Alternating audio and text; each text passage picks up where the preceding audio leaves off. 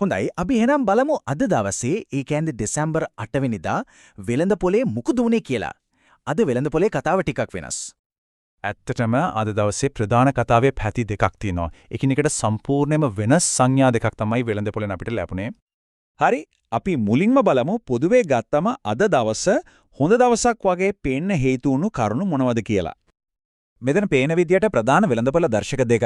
ඒ කියන්නේ ASI එකයි S&P SL20 එකයි. මේ දෙකම දවස් අවසන් කරලා තියෙන්නේ කොළ පාටෙන්. ඒ කියන්නේ ධනාගයක.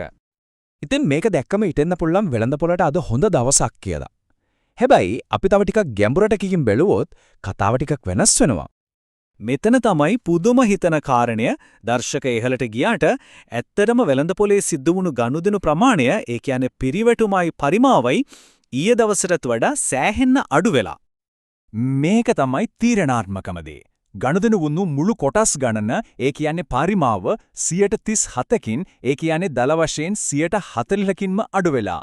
මේකෙන් අපිට තේරෙනවා වෙළඳපොළ දර්ශක උඩ ගියාට ඒ නැගීම පිටිපස්සේ ලොකු විශ්වාසයක් ලොකු සහභාගීත්වයක් තිබිලා නැහැ කියලා. එනම් හිතෙන්න පුරනම් මුළු වෙළඳපොළම නිශ්ශබ්දව වගේ තිබුණා නම් මේ ක්‍රියාකාරකම් සිද්ධ වුණේ කොහෙද? කවුද මේ වෙළඳපොළ චලනය කළේ? හැබැයි සමාගම් කිහිපයක් නම් කැපී පෙනෙන විදිහට දස්කම් දක්වලා තිබුණා. සමහර කොටස් වල මිල ගණන් සැලකිය යුතු මට්ටමකින් ඉහළ ගිහින් තියෙනවා. හොඳයි. කාසිය අනිත් පැත්ත බැලුවත් සමහර කොටස්වල මිල ගණන් සැලකිය යුතු විදියට පහළ බහලා තියෙනවා. හැබැයි මේ හැම දත්තයක් මාතරින් එක සමාගමක් විශේෂයෙන් කැපිලා පේනවා. මොකද මේ සමාගම ලයිස්තු කීපයකම ඉහළින්ම ඉන්නවා. ඒකෙන් කියවෙන්නේ මේ කොටස ගැන ලොකු උනන්දුවක් තිබුණා කියන එක. ඒ තමයි DOC N0000. ඇත්තටම කිව්වොත් අද දවසේ තරුව මේ කොටස තමයි. මිල 12කටත් වඩා වැඩි වෙලා දවසේ වැඩිම ගනුදෙනු සංඛ්‍යාව වාර්තා කරලා ඒ වගේම මුළු පිරිවැටුමෙන් 3 වෙනි ස්ථානයටත් ඇවිල්ලා තියෙනවා. මෙතනින් හොඳටම පැහැදිලි වෙනවා අද දවසේ ක්‍රියාකාරකම් සමාගම් කිහිපයකට විතරක් සීමා වෙලා තිබුණු බව. බලන්න දවසේ මුළු පිරිවැටුමෙන් ලොකු කොටසක් මේ සමාගම් 3 අතරේ තමයි බෙදලා ගිහින් තියෙන්නේ. හරි දැන් අපි යොමු වෙමු තවත් වැදගත් පැත්තකට. ඒ තමයි විදේශීය ආයෝජකයින්ගේ හැසිරීම. බලමු එයාලා අද දවසේ මොකද කරලා තියෙන්නේ කියලා. විදේශීය ආයෝජකයින්ගේ හැංගීම් මනින්න අපි පාවිච්චි කරන ප්‍රධානම මෙම්මක් තමයි ශුද්ධ විදේශ ගලණය කියන්නේ. සරලවම කිව්වොත් මේකෙන් කියවෙන්නේ දවසක් ඇතුළත විදේශීය ආයෝජකයින් කොච්චර වටිනාකමක කොටස් මිලදී ගත්තද සහ කොච්චර වටිනාකමක කොටස් වික්කද කියන එකේ වෙනස. මෙතන පැහැදිලිවම පේනවා අද දවසේ විදේශීය ආයෝජකයින් විකුණපු ප්‍රමාණයට වඩා සෑහෙන වැඩි ප්‍රමාණයක් මිලදී අරගෙන තියෙනවා.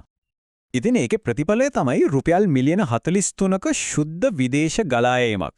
ඒ කියන්නේ විදේශීය ආයෝජකයින් ශුද්ධ ගැනුම්කරුවන් වෙලා තියෙනවා. මේක විදේශීය ආයෝජකින්ගෙන් ලැබෙන යම් තාක් දුරකට ධනාත්මක හැබැයි ප්‍රවේශම්කාරී විශ්වාසයක සංඥාවක්.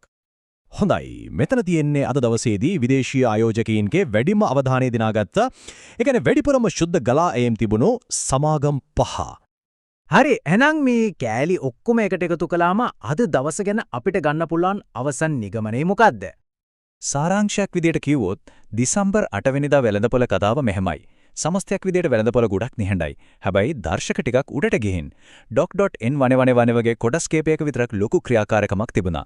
විදේශීය ආයෝජකයින් නම් ප්‍රවේශමෙන් උනත් සුබවාදීව ශුද්ධ ගැනුම්කරුවන් විදියට දවස අවසන් කරලා තියෙනවා. ඉතින් පොදුවේ ගත්තම ධනාත්මක පැත්තට බර හැබැයි ලොකු ජවයක් නැති දවසක්. ඉතින් මේ හැමදේම එක අවසාන වශයෙන් අපිට හිතන්න දෙයක් ඉතිරි වෙනවා. මේ වගේ නිහඬ හැබැයි පොඩි ධනාත්මක බවක් තියෙන දවසක් කියන්නේ වෙළඳපොලේ ස්ථාවර බවක්ද? එහෙමත් නැත්නම් ඉදිරියේදී එන ලොකු වෙනසකට කලින් තියෙන නිශ්ශබ්දතාවයක්ද?